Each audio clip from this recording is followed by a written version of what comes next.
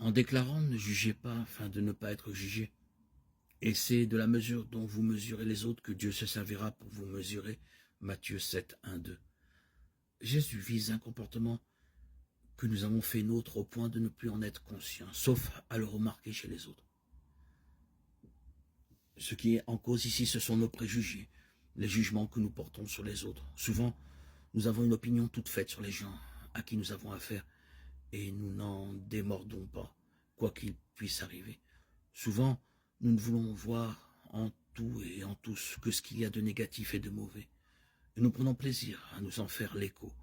Souvent, nous dénigrons les autres, soit dans notre pensée, soit dans nos conversations. Nous les faisons comparaître à notre tribunal ordinairement pour les condamner. Pourquoi sommes-nous si peu sûrs de nous et si souvent mis en question? Il ne suffit pas de dire que c'est la faute des autres. Jésus ne fondait son assurance qu'en Dieu et sur Dieu. Aussi, il laissait toujours les autres être ce qu'ils étaient. Il n'abordait pas les hommes avec des clichés tout faits, il se faisait proche. Beaucoup de ses contemporains en étaient surpris. Ils avaient la certitude qu'il ne leur voulait que du bien. Ainsi ont-ils pu prendre un nouveau départ, changer de vie. En ayant foi en eux, Jésus a fait apparaître le meilleur d'eux-mêmes.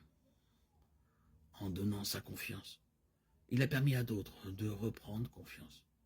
Aux publicains, à la prostituée, à des malades ou des bien portants, il s'est montré digne d'être aimé. Par son exemple, Jésus nous a montré le chemin. Celui qui veut être son disciple doit savoir faire le premier pas et agir envers les autres comme il voudrait que l'on agisse envers lui.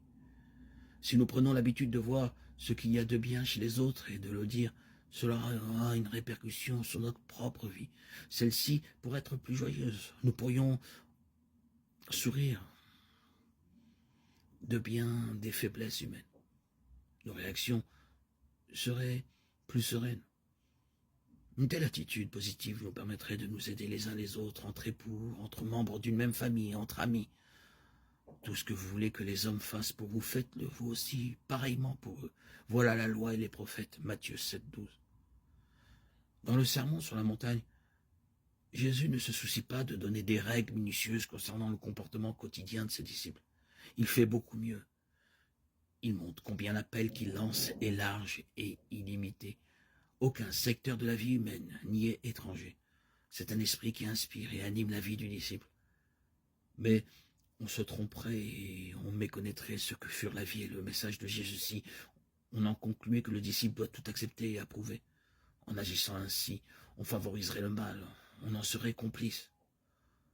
Beaucoup y verraient une invitation à persévérer dans leur méchanceté.